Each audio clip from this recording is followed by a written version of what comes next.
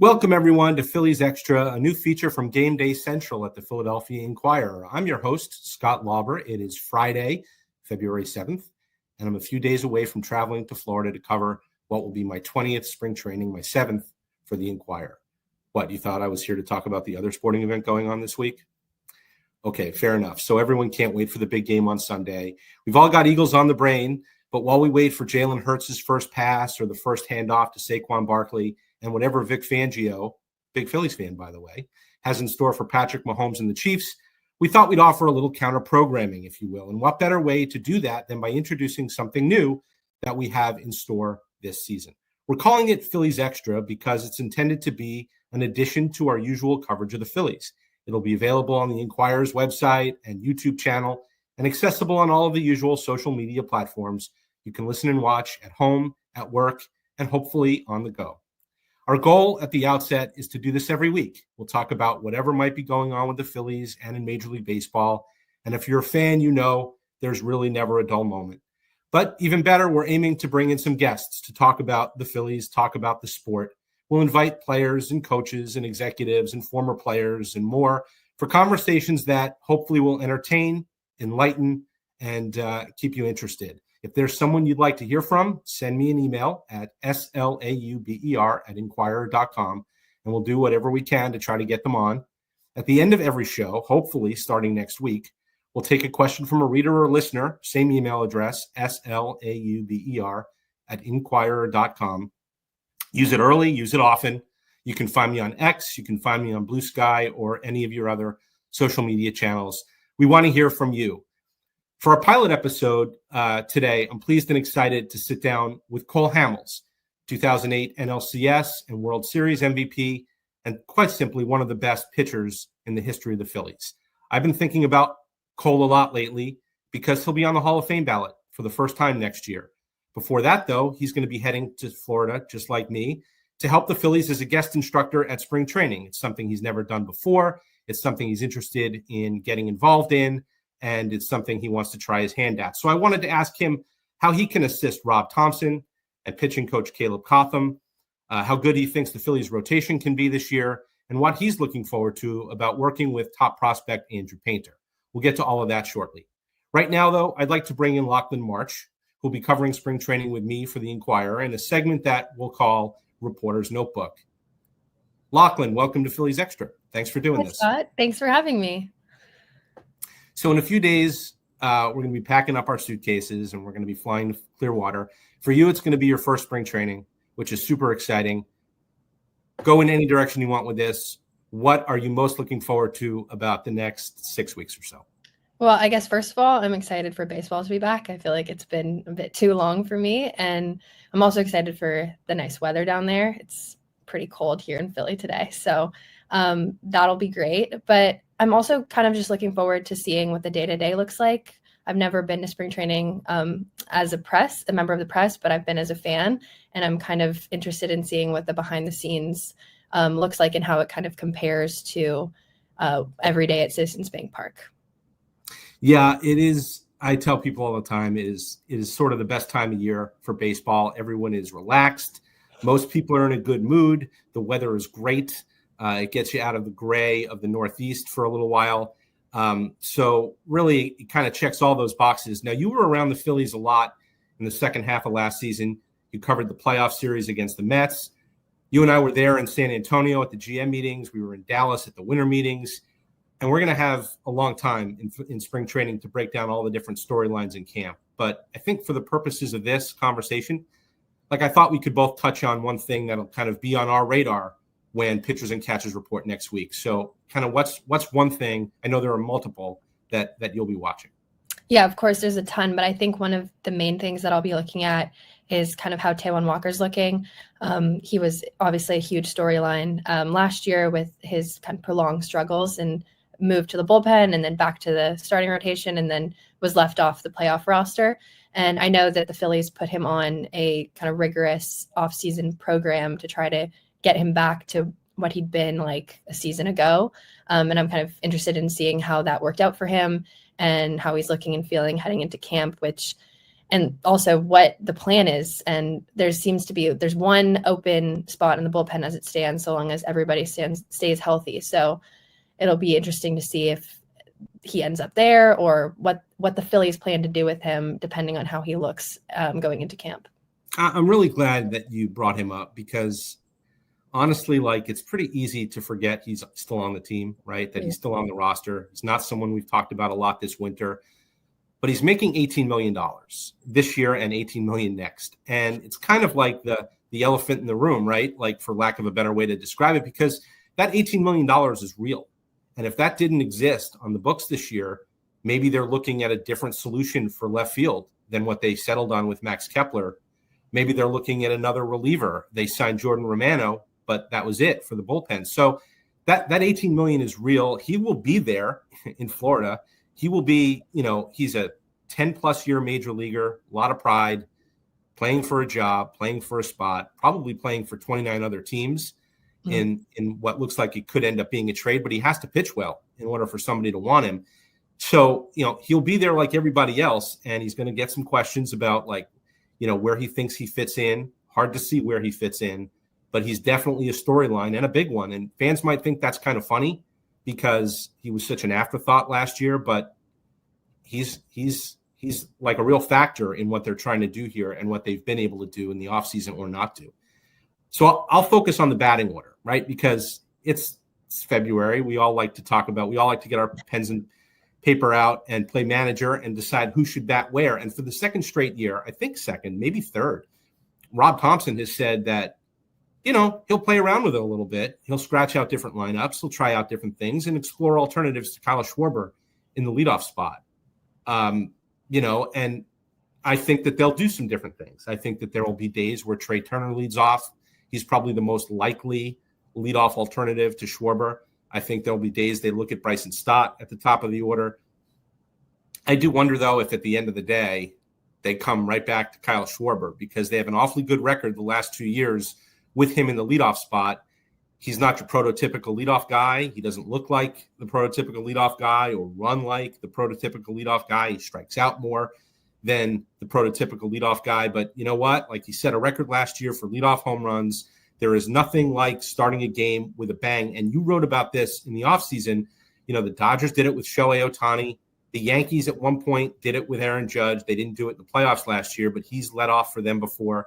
I wonder whether the idea of having a big strapping slugger in the leadoff spot is no longer such an outlandish, crazy idea. I talked to Joe Madden last year. He did this in Chicago with Schwarber once upon a time and got tons of questions and people looking at him cross-eyed, like, what are you doing? But I do think that, it's worked for the Phillies, and I wonder whether Rob Thompson, who is a creature of habit, will come back to that alignment again. Yeah, it'll certainly be interesting because, like you said, it's been kind of a conversation in the past couple off seasons, but for some reason they keep turning back to Schwarber. So I wonder if that'll just end up happening again this year as well. Okay, like I said, we could go on forever and ever because there are tons of storylines, but we'll pace ourselves because spring training is long. Let's wrap up this segment with this. So Andrew Painter, Aiden Miller, and Justin Crawford, the consensus top 3 prospects in the farm system, will all be in Major League camp. We know about Painter. We know the timeline, July-ish, right, for him to come and pitch in the big leagues. We won't see him, it doesn't sound like, in Grapefruit League games. That's fine. I'm especially interested in watching Crawford, not because he has much chance of making the team out of camp. He'll probably start the season in Double-A, but because I've seen Dave Dombrowski be aggressive with promoting prospects before. I covered the Red Sox in 2016 when he called up Andrew Benintendi from Double-A. In 2017, Rafael Devers played a handful of games in AAA. The Red Sox called him up, essentially right from Double-A. So I wonder if Crawford has a good camp, if he looks good, if he looks like he belongs, if he plays with confidence, if he does the things like if he uses his speed and he gets on base a little bit and he's an exciting player. I wonder, given the Phillies' revolving door in center field over the last, 10 years, if he could end up being here sooner rather than later. So he's someone that I'll have my eye on. What about you? Is there someone you're going to be watching closely in camp prospect-wise? I think going outside of the top 3 obvious choices, I will be keeping an eye on Moises Chasse. He came to the Phillies at the trade deadline last year from the Orioles in the Gregory Soto trade. And I think it'll just be interesting to see his first camp. He was added to the 40-man roster ahead of the Rule 5 draft. And I've heard a lot about his very unique fastball, and he has a unique release and delivery that helps it miss a lot of bats. And I've heard a lot of good things about him. And so it'll be interesting. He earned a promotion to Double-A last season, and it'll be just interesting to see his first spring training with the Phillies and what he's looking like coming off the offseason. Yeah, I've never seen him pitch, and I'd like to see what that looks like, because he did open a lot of eyes last year, and a lot of people said a lot of good things when he came over in that trade. Boy, if Moises Chesay and Seth Johnson end up being pitchers the Phillies can utilize, that was a pretty good trade for Gregory Soto last year. So yeah, that's sure. We'll see how it plays out. Okay, Lachlan, let's kind of put a pin in this for now and pick it up next week, believe it or not, in Clearwater. Thank you so much for hopping on. Safe travels, and we'll see you in Florida. Thank you for having me. Okay, let's get into our interview. Like I said, I sat down with Cole Hamels, and we talked about everything from how he got involved in helping the Phillies in spring training to his first appearance on the Hall of Fame ballot next year. He had a funny story about playing catch with Billy Wagner, who got into the Hall of Fame this year. So let's jump right into that, our interview with Cole Hamels. Cole Hamels, welcome to Phillies Extra. Thanks so much for doing this. Thanks for having me. Of course. So look, you and I caught up in June before your retirement night at Citizens Bank Park. And one of the things we talked about, we kind of did the sort of this is your life, this is your career kind of interview at that time. And one thing you were talking about was, I sort of asked you what you want to do now with life after baseball. And you kind of indicated, hey, look, I want to see like how I can help an organization, what I might be good at, how I want to sort of fit this in with everything else that I'm doing. Fast forward to December, we're at the winter meetings in Dallas, where you happen to live. And I walk into the Phillies suite with a bunch of other reporters, and there you are sitting there. And I'm thinking, well, I guess he figured out what he wants to do. So let's start there. Kind of, if you can sort of take me through a little bit about kind of how you got there and how you got to this place where I guess you're going to be a guest instructor with the Phillies in spring training, maybe do a little part-time broadcasting. Tell us how you got sort of to that point. Well, I think, first off, I was not definitely trying to make a comeback anytime soon ever again. Been there, done that, crossed it off. So I know, it's just exciting to be, invited back, with the Phillies and to have the type of career that I had and with my teammates, and, how special that impact was, for the fans, but it was a lasting impact on me and what it meant to play the game of baseball in that city. So the organization has been nothing but spectacular to all of us. And I think with, taking some time off, I know it was quick, but the game of baseball, it's constantly going and changing, and you just can't disappear for too long. Otherwise, you'll never be able to understand where it's kind of gone. And your usefulness can kind of struggle and take some time to figure out where things are, just because technology is definitely taken off. So for an athlete to then get back into a different area, it's going to take some learning lessons. So I thought this is the best time. Is I'm still pretty fresh with understanding the sort of old school mentality, but then the transition of the new school, the analytic part. So I know things come and go there, and what better way than all that information experience that I was able to gain to then hopefully be able to translate that for some other players and for this organization. And so with them inviting me back, I thought that was going to be a wonderful experience. They're very good to work with. And I think that was something that I was, really thinking about, just because you do want to somewhat enjoy retirement and enjoy your family, but you want to stay as active as possible. And I think this is a really good way that they're going to be able to include me, and for me to still be able to give some significant effort with what I'm able to do for them.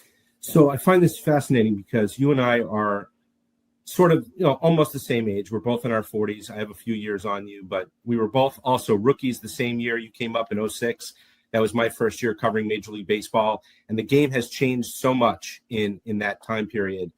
I don't think either of us are old by any means, but there are times when I'm talking to a young pitcher and he's telling me about horizontal movement and the X and Y axis, and I'm thinking, Cole Hamels did not talk this way when he was a rookie, and players up until a certain point that I covered never talked that way. And today it's a whole new language. It's kind of a whole new, maybe you guys were aware of those things, but you didn't dive as deeply into them as even the players do. Caleb Cotham, the Phillies pitching coach, is a little bit younger than you, but also kind of pitched around the same time you did, maybe comes at it from a little bit of a different standpoint. But I know you've also worked with young pitchers in the past. When you were playing, Max Fried gives you a lot of credit for his changeup. And I know you worked with a lot of young Padres pitchers when you were trying to make a comeback. Where do you feel like you are just sort of in terms of a guy who had a great career as a pitcher? He's going to be, on the Hall of Fame ballot next year. He's going to be in the Phillies Wall of Fame. And maybe like sort of learning how to teach it, the things that you kind of knew and learned along the way, to sort of teach it and do it in the way that it's done now, kind of in the vocabulary that it's done now. Well, I mean, you said it right there. Is there's the avid baseball fan, and then there's just the prototypical fan that might turn it on and watch a few games here and there, and as momentum and playoffs and the excitement picks up, they pay attention a little bit more. So you have to be able to explain certain aspects of the game in certain levels, and I think that's kind of where it takes a certain how experience that I was able to live firsthand, kind of dumb it down in a way. And everybody learns things at a different speed. So I think a lot of the players nowadays, and you just said with Caleb, they've accelerated through because it was thrown at them, and that was kind of the next best thing. So everybody's really dove right into it and have taken on, but to not forget about the basics of what baseball really is. And there's a way where you can utilize both experience in the old school mentality and the new school, and I think it's how to mesh it best, because like all of us, sometimes we just have different thought processes and certain things sink in that might not work for somebody else. So was there a point in your career where you sort of said, hey, I want to pay it forward, so to speak, like, kind of like Jamie Moyer maybe did with you when you were younger, and you sort of said, well, look, there's more to this game that I would like to get involved in post playing, and maybe if I can work with younger pitchers or lend some of my knowledge. Was that something you were always interested in? Did that come to you late in your career? Where did that interest kind of spark? No, it did. I was very fortunate. The Phillies were, their fortitude in understanding, you had some young pitchers. You need to get the veterans. You need to get mentors that can help just increase or bring up some players' level of play just by a couple percentages. And I think the mentorship and the everyday with Jamie Moyers, the Cliff Lees, the Pedro Martinez's, the Roy Holidays, those guys helped pave the way in helping me just a little bit better. And I think that's where it gets. When you're in the big leagues and you're having success, there's always a time and place to improve. You just have to get to know yourself in what areas that you want to improve. And I think that's where I'd like to come in. And just get to know some of these players. They're tremendously talented. I mean, you can already see that with Wheeler and Nola. It's Suarez, these Sanchez. I mean, guys ahead of the curve. And so, where can I see where they might want to get better? It's not me looking at statistics and trying to create a robot. It's slightly better every year. I don't think you need to reinvent the wheel. But if you can have the mentality to just slightly get better at something you're good at and try to make it great, or just maintain that level and work on something that maybe you're not as precise with, that's maintaining the excellent play. And then, consistency, I think, is the biggest thing that anybody and everybody wants to see. From a fan's perspective, they want to be able to count on their players that are going in each and every day. And as an organization, that's what you were striving for, is consistency, because that's how you can plug in and try to make the right moves so that you win. So, that's where it's going to be a learning curve, but I'm really excited just for the opportunity. And I think spring training is always the best bet. It's not as stressful. So players are a little bit more open. And, I think that's where they're a little bit more aware and familiar, to gain that familiarity with, say, myself or somebody else. And then when you kind of come around during the season, it's not as shocking, because sometimes I think when you see somebody like, hey, we're sending in this guy to come watch you, it's like, all right, what did I do wrong? You don't want that. You don't want that extra added pressure. Playing the game is hard enough. So what's the plan? Kind of come in for like a week or so here, or 10 days here, and then float in and out? Is that how you're going to sort of structure it right away, right off the bat? Yeah, no, it does. It lines up really well that I can kind of come in one week, be gone another, and then come in the following week. And I think if you look at things and break it down to, a 30-day month, if I can get in 5 days, every other week, that's consistent right there. And that's what I like. I think that's the same mentality. I might not be playing, but I love consistency, and I love for them to be able to have that expectation. I think also, you don't want to come in for 1 or 2 days, you have 5 pitchers, or, if you're going down to the minor leagues, I mean, there's more than just one guy. There's a lot of different guys that you can help, and there's bullpen guys, and there's, even for pitching, there's catchers. That's something that I think we forget is, I get to see the catcher every single pitch, more so than anybody else did. And, what type of style of how they caught, where they would sit, how they would call games. So we're almost, as much as they're such good feedback for pitching, we're good feedback for them. So it's going to be a lot of fun, I think, to kind of get your thoughts as spring goes about certain guys. But the one I kind of feel like I need to ask you about, because like 20 years ago, it was you, is Andrew Painter, right? I mean, he's sort of probably the most touted Phillies pitching prospect since you. He's 22, or he will be 22 when he makes his debut this year. You were 22 when you made your debut. You went through a lot of things injury-wise when you were young, breaking your arm in high school, having to come back from that. He's coming back from Tommy John, different injuries, of course. But, I think that you probably can relate to him, and maybe him to you, in a very unique way this spring. Have you met him yet? Are you looking forward to kind of being around him a little bit and kind of helping him, feel his way through as a 22-year-old who's going to pitch in the major leagues this year? No, I'm really excited. I think for me, it's to see how receptive he is, just because he probably has had a ton of information thrown his way. He's got the expectation of being the guy. He's having to deal with the adversity of injuries, which it do come. And I think it's good. I mean, the similarities obviously are there, but, what he's ready for, how he's handling, his build back with the expectations. There is pressure. So it's just, hopefully alleviating or just giving him, the right words for advice. And then seeing how he prepares, because it's the longevity thing now is, you want to get to the big leagues, but you want to be there for a very long time, and you want to be able to perform. So, how are you, finding that when, the last year and a half has been a, rehab process? That's a tough thing to overcome, is to finally get out of that mentality of rehab and into, I'm healthy, I'm good to go. Now I need to do this for an extended period of time, year in and year out.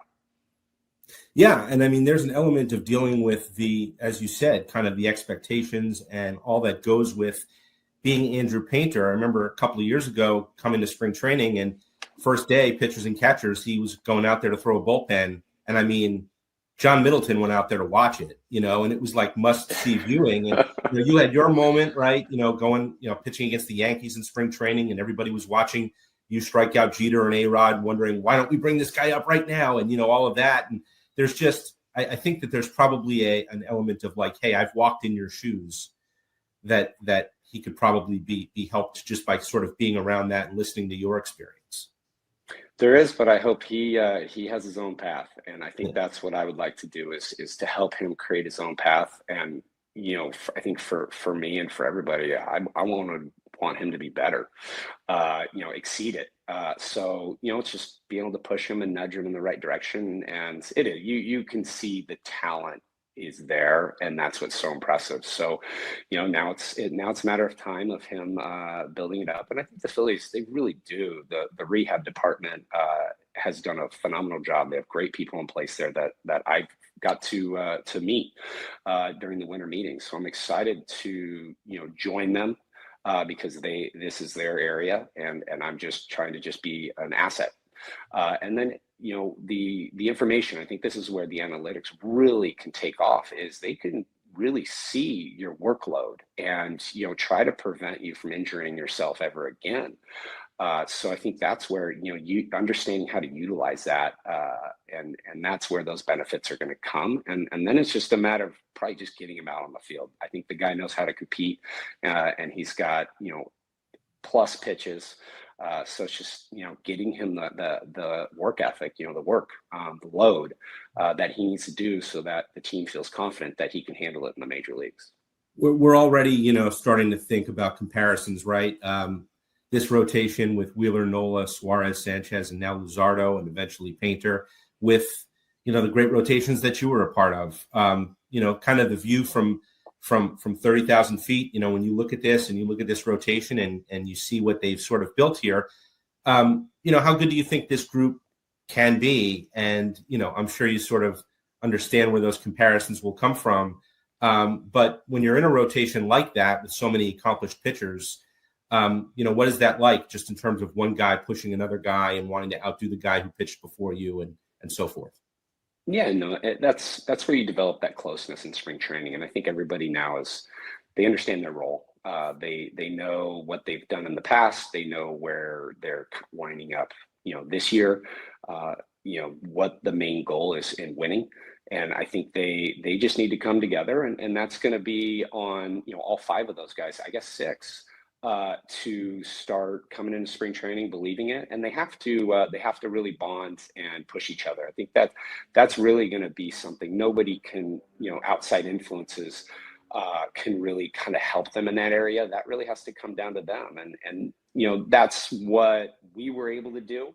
And it's possible. I mean, it really is possible. So I hope, we're all able to kind of nudge them in the right direction. But I do have the utmost confidence that they're going to be able to do it. You see signs of it throughout the year over the last couple of years. So it's there. And, it's such a great and exciting team to watch. So they just have to feed off each other. It must warm your heart a little bit, right, as a starting pitcher, that it's the Phillies are in kind of a cycle now where they're really building around their rotation. Not everyone's doing that in baseball in 2025. Bullpens are the thing. And a lot of teams, you get to the playoffs and you see the Dodgers, who won the World Series, going with a bullpen game in Game 4, I guess it was, because they've run out of starting pitching. So when you look at a rotation that can go 5 deep, maybe 6 deep at some point in the summer when Painter joins the rotation, that's gotta make you happy as a starting pitcher, right? Oh, always. I know we're all going to be selfishly choosing what we like the best, and we have that bias. I get being a starting pitcher, I'm always going to have that bias. But a great starting pitcher is a serious commodity, and the Phillies have 5 and hopefully 6. They've done a really good job with getting guys that can go deep into ball games, can take over, can post. That I think is a very difficult thing. Yes, it is possible. Teams have figured out a way to do it, but I don't think you can do that year in and year out. You have to kind of rely on some workhorses. And if you can get them all together and keep them healthy and they post every 5 days, that helps make your bullpen better. It helps your starting lineup. And whenever they're going through a tough time, get out of it faster. Because it's a long season that everybody has to do their job, pick each other up. A good starting rotation helps, kind of mitigate those long losing streaks. So I'll get you out on this question, and it's tied to starting pitching. So I've been thinking about you a lot since the end of last month when I went to the post office and I mailed my Hall of Fame ballot. We actually filled them out with paper and pen and put it in the mail. That's like the only thing I mail anymore. So cool. I know, right? And And you come on the ballot next year. And so I guess, first of all, I wonder if you've thought about that yet. I mean, you have a lot of ex-teammates now that have been on the Hall of Fame ballot, have gone through the process, Chase and Jimmy, and you played with Bobby Abreu for a short time. And, you know, you didn't play with Billy Wagner, but I know you were in the organization at the same time. I played catch with him one time, and I was going to ask you about that because I've heard you tell that story. So I will ask you, first of all, about playing catch with Billy Wagner, and also about, like, if you've talked to guys you know about this process and kind of what you're expecting, if you're expecting anything heading into it. Yeah, so, you know, the Billy Wagner, being 19, 20-year-old, first big league camp, you don't want to do anything wrong. You're there, you're saying yes to anything. You're silent until they ask you, and say yes. You don't even know what it is. And so Billy pulled me aside. I was in his group for PFPs, and, you know, those days that you do the first couple weeks, and it was, hey, you're gonna be my catch partner. I'm like, okay, wow, I'm gonna learn a lot from, you know, this left-handed pitcher. Throws hard. I love this. This will be great. And he went to 40 feet, and I swear it was 100 miles an hour from 40 feet. I mean, I was barely getting the ball, you know, to him, just warming up, and I could barely see it. It's the scariest thing I've ever done. And I finished that day of playing catch. I was like, I'm never doing this ever again. I'm going to die. Yeah. I mean, I'd like to have a big league career. Right. And the next day he tries to come find me. I found somebody else, and he's looking for me. And I'm playing catch. He goes, why are you not playing catch? You're my catch. I'm like, no, I can't do it. And every day for like the next couple of weeks, he would make fun of me. We'd be going down the hall. He'd be like, you know, where are you at? Why are you avoiding me? And I'm just trying to stay quiet and not get out. I'm avoiding him like the plague, just because I didn't want to ever get roped into that again. Yeah. But yeah, no, he was great. Pitching against him when he was with the Mets and the Braves. He was always nice to me and just a great guy. So I'm really happy he was able to get that chance, because he's a Hall of Famer, one of the best closers ever. But yeah, no, to then, you know, think about Hall of Fame, I didn't really understand how it worked. So, you know, I know I was trying to make comebacks, and I made a roster. I didn't, you know, and then retirement. I actually didn't know it was supposed to come up this quick because of my last game being during COVID in 2020. Right. It's an honor. I mean, I was something I set forth as goals when I was young. You know, you want to make the big leagues, you want to do all these things. And the Hall of Fame was one of the goals I wrote down to try to achieve. I knew it was going to take a lot of work, your health. You have to post every single day for almost 20 years. That was how the mentality that I kind of kept. And I said, you know, this is the long term. It's a marathon. This is what I'm going to try to do. I'm going to try to maintain a level of excellence every year. And if I can do it right, then I'll have the opportunity. I do. For me, I'm realistic. It's an honor to be on the ballot. I think I probably, if I could have played a couple more years, probably would have made a lot more solid campaign, for being chosen. I know it's going to be a tough one. But it's just an honor to be able to play the game of baseball that I did with the players. I mean, you have, Bobby Abreu, you have Chase Utley, Jimmy Rollins that are all there. And it's a great, this game is special. And, to be able to be at the pinnacle, and to be nominated, I take that for what it's worth. And it's really special. I'm very honored. Yeah, I mean, I would tell you that I guess one of my things every year is I don't think we celebrate the release of that ballot enough, because to be on it is in and of itself is an achievement that is, it's incredible. And maybe part of the process I don't like is that when we vote and you vote for someone, or I get asked more like, why didn't you vote for so-and-so rather than why did you vote for? And it's like, you do understand, right, that not voting for someone is not a criticism of them. Like, we're being asked to take, if you're on that ballot, you were probably in the top 3 to 5% of players who played all time ever. And what they're asking is, separate the 1% or 1.5% from the 3%. And that's really hard to do. And it gets me into my last question, and it's about starting pitching.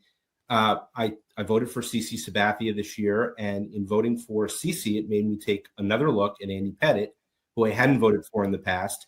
Their numbers are really similar, and I wound up voting for Andy Pettit, and I think a lot of people did. He made a nice little jump this year, 12%, 13%, and I do think that as a group of voters, we're going to start to reconsider how we look at starting pitching, maybe recalibrate, because somewhere along the line during your career, the goalpost moved for starters, right? We're not seeing 300 game winners anymore. We're seeing fewer and fewer 3,000 strikeout guys. We're going to get to a point where we don't get any of them anymore. And I think, we're looking at it now and we're like, well, hey, like if I voted for Andy Pettit, all right, Cole Hamels next year, John Lester the year after, who I always thought was sort of Cole Hamels in the other league all those years. I covered you, and then I covered him with the Red Sox. And I always felt the two of you were identical or almost identical. So I kind of wonder, and I know that like this is up to the voters, but like as a former pitcher, do we have to do that? Do we have to maybe recalibrate how we look at starters, because the thresholds that you guys met during your career was different than the generation before you, and it's different from the generation now, certainly. Just kind of the job has changed, and maybe we have to change how we judge starting pitching. I agree. I think with baseball, we always, it's like a 20 to 30 year sort of generational gap that, you play within. And if you're a crossover, there's something that can kind of be missed because they try to put you in a certain area or generation when, you could almost be in both. And so that's happened. And I think for all of us, Andy Pettit was, at the end and just starting that new kind of generational baseball play and style. CC, you just see it. He was the unicorn. I know everybody uses that new term now, the unicorn. He was the 1%, always was. So he was going to find a way. But yeah, you do. You have, John Lester, myself, you have Greinke. We're on the cusp, but never to take away from the Verlanders and Scherzers and Kershaws, who are definitely going to be shoo-ins. So yeah, we just have these kind of borderline. The game has shifted, and you have to acknowledge that, because I think in the next 20 years, starting pitching, you're just going to see a lot different statistics that we're going to have to try to identify that shows that they're the 1%. And they might not match what our sort of statistics that we were striving for. Just like we don't match up with guys 30 years ago with the 300 wins and the 3,000 strikeouts and pitching 3,000 innings. So that's just not seen in today, and it's just going to get smaller. So they'll make the adjustments, and but that's the game of baseball. I think that's sports. It's just sports, and it's constantly evolving. Well, Cole, we'll leave it there because I think we could probably talk about this for an hour, and I know neither of us have that kind of time. So I am looking forward to seeing you in Clearwater in a few weeks at spring training, and talking to you all throughout the spring. And congratulations again on getting back in there with the Phillies, and we're looking forward to a good spring training. So thank you so much for joining us on Phillies Extra. No, thanks for having me. I know we'll be in a lot closer proximity now. We'll have lots of good talks. I know. Thanks so much. Thanks, Scott. We thank Cole Hamels again for joining us on Phillies Extra. Let's wrap up our first show with a segment we're calling Hit and Run, where I'll share a quick thought of something that's been on my mind lately. So a lot has been made of the winter that the Dodgers had after winning the World Series. They went out and signed Blake Snell, Tanner Scott, Kirby Yates, Roki Sasaki, re-signed Teoscar Hernandez, and Blake Trinan, prepared for Shohei Ohtani to return to pitching. The rich got richer. Quite literally, the Dodgers' payroll climbed to nearly $390 million, even with a ton of salary deferrals for the purposes of the luxury tax. They look like a super team. And so people are wondering if a super team is really good for baseball. To which I say, absolutely. Because here's the thing. In baseball, the highest payroll doesn't usually translate into a World Series championship. It's happened only twice since 2012. Last year's Dodgers and Dave Dombrowski's Red Sox in 2018. In baseball, the grind of a schedule playing every day has a way of leveling the playing field. Yes, the Dodgers still have the highest payroll in the sport last year, but they almost ran out of starting pitching in the World Series. Attrition is real, depth matters, and even for super teams. And if the Dodgers do make it through 162 and do get all the way back to the World Series, guess what? Everyone loves a villain. And so if you don't live in LA, people are going to be rooting against the Dodgers just the way a lot of people outside of Kansas City this Sunday are rooting against the Chiefs. That's only a good thing for sports, and it's only a good thing to have that super team and that villain and everybody trying to take them down. So that'll do it for the first episode of Phillies Extra. Hopefully you enjoyed it. Special thanks to our producer, Angelica Irizarry, for helping us put all of this together. And thanks to everyone for listening and watching. Until next week, I'm Scott Lauber. See you in Clearwater.